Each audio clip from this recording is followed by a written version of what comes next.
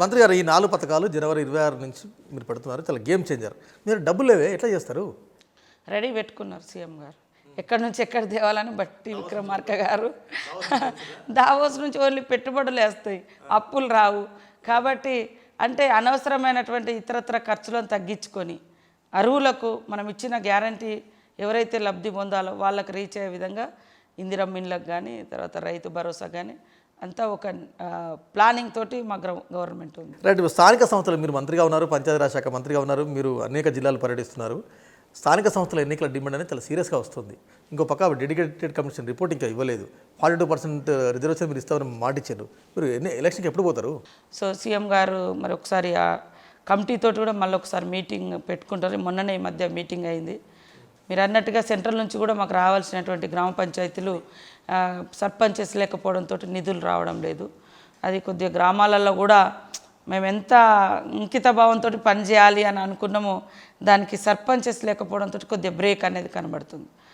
So అది కూడా ఇబ్బంది అవుతుంది. ఖచ్చితంగా తొందరగా ఆ కమిషన్ రిపోర్ట్ తెప్పించుకొని కంప్లీట్ చేస్తేనే బాగుంటుంది. మళ్ళీ రాబోయే కాలంలో వర్షాలు, మళ్ళీ పిల్లల ఎగ్జామ్స్ ఇవన్నీ కూడా ముందుకు వస్తూ ఉన్నాయి. కాబట్టి ఇంకా నేను ఆ మినిస్టర్గా కొంచెం అది ఇబ్బందిగా ఫీల్ అవుతుంది. సర్పంచ్ల ఎలక్షన్ తొందరగా కావాలని నాకుంది. నాకు ఆ టీం అనేది ఉంటే చాలా మాకుండే ఐడియాస్ కానీ మనకు ఒక మోడల్గా చేయాలి విలేజ్లు, తర్వాత అక్కడ ప్రజాప్రతినిధుల యొక్క సపోర్ట్ తీసుకుంటే గ్రామస్తులకు కూడా పబ్లిక్కు దగ్గరగా ఉంటారు. వాళ్ళకి మంచి చెడు ఇట్లా నిన్న గ్రామ సభలు జరిగినప్పుడు కావాలని ఎవరైనా ప్రొవోక్ చేసినా ఆయన ఒక బాధ్యతగా ఉండి అంటే మీరు పల్లెలకు నేరుగా కనెక్టివిటీ ఉంటుంది. అసలు ఇప్పటికీ మీరు కొన్ని రోడ్స్ ఇచ్చినారు, గ్రామ పంచాయతీ బిల్డింగ్స్ ఇచ్చినారు, డ్రైనేజ్ ఇచ్చినారు, అంతా ఇస్తున్నారు. కానీ మీరు డబ్బులు ఎవరు రకరకాల ప్రయత్నాలు చేస్తున్నారు. ఒక పక్క మీకు సెంట్రల్ నుంచి ఫండ్స్ రావాలి, అది ఆగిపోయినాయి. ఇంకో పక్క మీకు 42% రిజర్వేషన్ ఇవ్వాలి. ఎట్లా బ్యాలెన్స్ చేస్తారు? ఖచ్చితంగా నిపుణులతోటి ఈ మధ్య సీఎం గారు మేమందరం కూర్చుంటాం.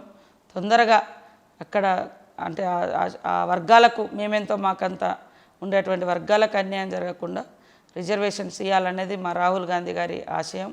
మరి రేవంత్ రెడ్డి గారు కూడా సీఎం గారు మొట్టమొదట ఈ యొక్క స్కీమ్ అంటే ఈ యొక్క కమిషన్ వేసి ఈ చర్యకు ముందుకొచ్చారు. కాబట్టి అది సక్సెస్ కావాలి. అట్టడుగు వర్గాలను అందలం ఎక్కించేటువంటి ఈ యొక్క రిజర్వేషన్ కులగణన అది సక్సెస్ కావాలని మనస్ఫూర్తిగా కోరుకుంటున్నాం. మీకు ప్రభుత్వానికి టైం లేదు కాబట్టి అంటే మీరు రిజర్వేషన్స్ అనౌన్స్ చేసి ఎలక్షన్ పోతారా, లేకుంటే పాత రిజర్వేషన్ ప్రకారం వెళ్తారా?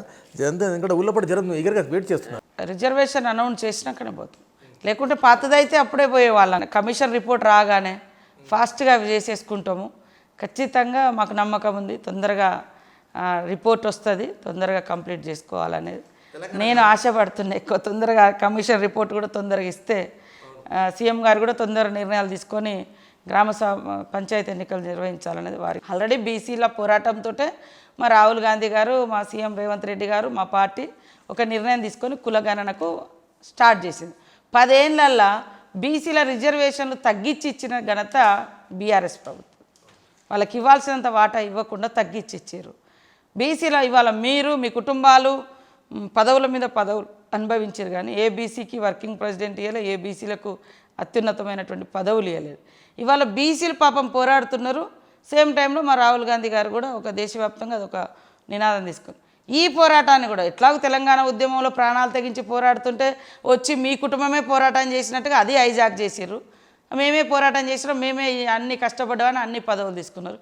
బీసీల పోరాటం కూడా మన అంటే ఆ పోరాటం చేసే శక్తి కూడా బీసీలకు లేదనేటువంటి ఆ నీచమైన ఆలోచనలు వాళ్ళు వస్తున్నారు. అది బీసీ వర్గాలు గుర్తుపెట్టుకోవాలి దయచేసి. ఎందుకంటే మొన్న జాజుల శ్రీనివాస్ గౌడ్ గారు ఒక మాట అన్నారు, మేము గొర్రెలమే కావచ్చు కానీ తోడేళ్ల రక్షణ మాకొద్దు అని. తోడేళ్ళని మేము నమ్మము. నీ చేతిలో అధికారం ఉన్నప్పుడు నువ్వు చేయాలి కదా, చేయకపోగా తొక్కిపెట్టి అణిచిపెట్టి ఇవాళ మళ్ళా నేను ఈ వర్గాలకు మేమే ఉద్ధరణ, మేమే సమాజ సంఘ సంస్కర్తలము అనే ఫీలింగ్ తీసుకొచ్చి ఈ వర్గాలను మోసం చేయడం ఎందుకు? నువ్వు నూతన అధ్యాయం, నూతన తెలంగాణలో నూతన సంస్కృతి ఆవిష్కరణ అని చెప్పి ఆధిపత్య చేసిర్రు, కుటుంబ నియంత్రణలో నడిపించిర్రు, ఇవన్నీ చేసిర్రు. ఇలా ఎట్లా మాట్లాడుతున్నారో మాకైతే అర్థమవుతలేదు. రైట్. మీ దగ్గర ఇంకో శాఖ ఉమెన్